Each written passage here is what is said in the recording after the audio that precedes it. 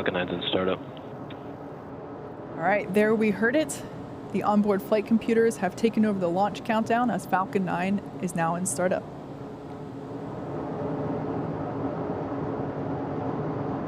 Falcon 9, Starlink, LDs go for launch. Okay, there we heard our launch director give the final go for launch. As we approach the T-minus 30-second mark, all systems are go for launch. Let's listen in to terminal count and watch as Falcon 9 takes our stack of Starlink satellites into orbit.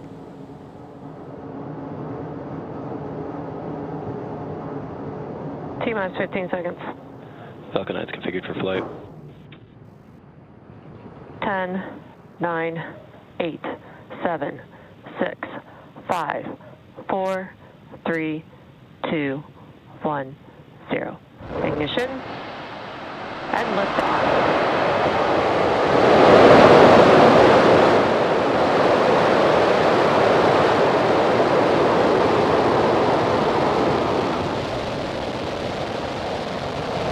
Vehicle's pitching downrange.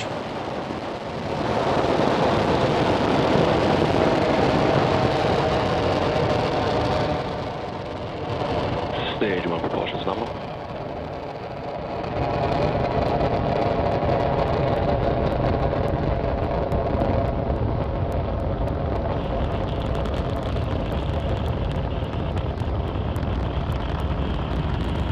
As you can see, Falcon 9 has successfully Telemetry nominal. Falcon 9 has successfully lifted off from pad 39A at Kennedy Space Center, carrying our stack of Starlink satellites to orbit. We're going to throttle the 9 Merlin engines down in preparation for max Q, Vehicle supersonic. or maximum aerodynamic pressure. This is the largest structural load that the vehicle will see during ascent, so slowing it down a little bit will help the vehicle pass through that short period.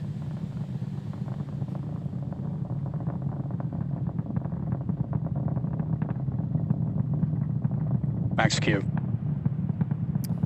And there we heard the call out for max Q. Now, in about a minute, we're going to have 3 events happen in quick succession, back to back. The first one is main engine cutoff, or MECO. This is where all 9 of those M1D engines are going to shut off, and that'll help slow the vehicle down in preparation for the second event, stage separation. As the name would suggest, this is when the first and second stages will separate from each other. The first stage will start its way back to Earth. Back's chilling in. We heard the chill-in. We're flowing some super chilled liquid oxygen into the turbopumps on that second stage engine. The first stage, after stage separation, will make its way back to Earth. Second stage will continue its journey with the third event, SES-1, or Second Engine Start 1. This is where MVAC will light up and begin to propel second stage along with the Starlink satellites into orbit. And main engine cutoff will be coming up in 10 seconds. Everything continues to look nominal there with that vehicle trajectory.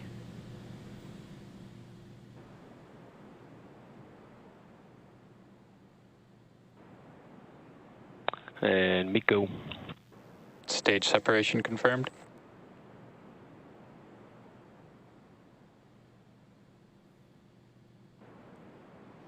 All right, and there on your screen, Ignition and throttle up complete. as the MVAC nozzle begins to develop that bright glow, we can see that all 3 events, like I said, quick succession.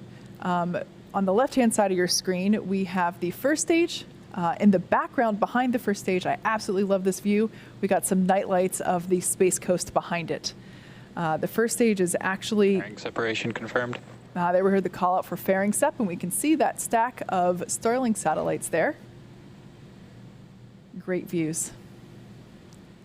Everything looks nominal there with our second stage. As it heads towards its targeted drop-off orbit, first stage is going to execute 2 burns in order to make its way back to Earth. If you look closely, you can still see the night lights of the Space Coast there in the upper left corner. The first of the 2 burns that first stage will execute is the entry burn, where 3 of the M1D engines will reignite. This will help to slow the stage down as it re-enters the upper part of the Earth's atmosphere.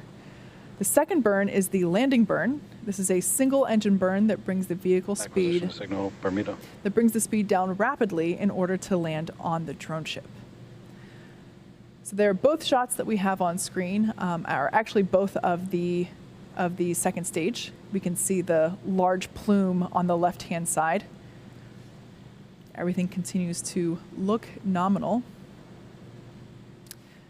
So there we can see that second stage vacuum engine. This engine will power the second stage to its targeted orbit.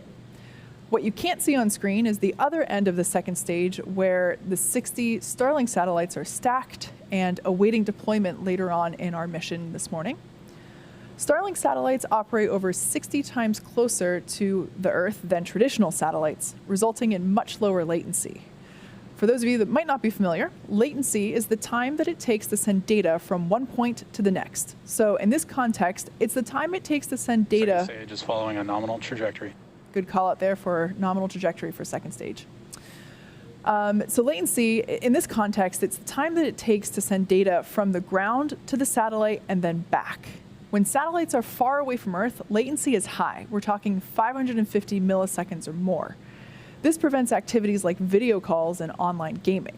When satellites are close to Earth, like the Starlink satellites, latency is low, more like 20 to 40 milliseconds versus 550 milliseconds. This enables video calls and online gaming with an experience similar to fiber or cable. And because Starlink is a satellite network, you're not limited by ground infrastructure.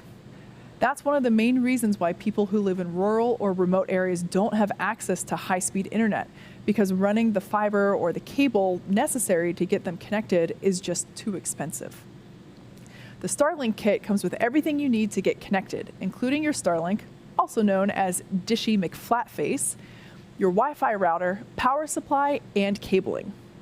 The hardware comes pre-connected in the box, so all you have to do is download the Starlink app, plug it in, find the best installation spot for your Dishy, and you can get connected Stage 1 FTS is saved. You can get connected to the internet in a matter of minutes. Stage 1 entry burn startup. And there we can see on your screen startup of that first of two burns, the entry burn. This lasts 20 seconds. As I mentioned earlier, we have reignited 3 of the 9 Merlin engines at the base of the first stage vehicle. Stage 1 entry burn shut down. And shutdown of those 3 engines. So the reason we perform the entry burn is we want to slow the first stage down as it re-enters the Earth's atmosphere.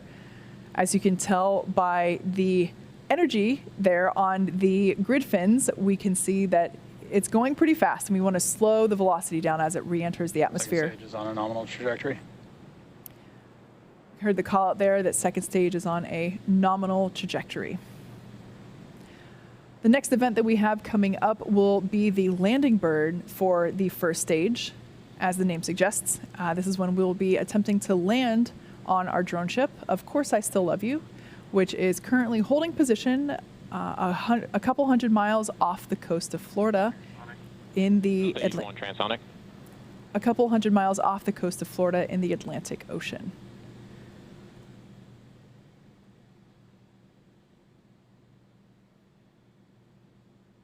Everything continuing to look good with the second stage and our Starlink satellites.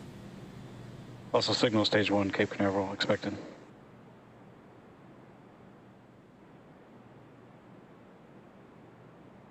Stage 1 landing burn.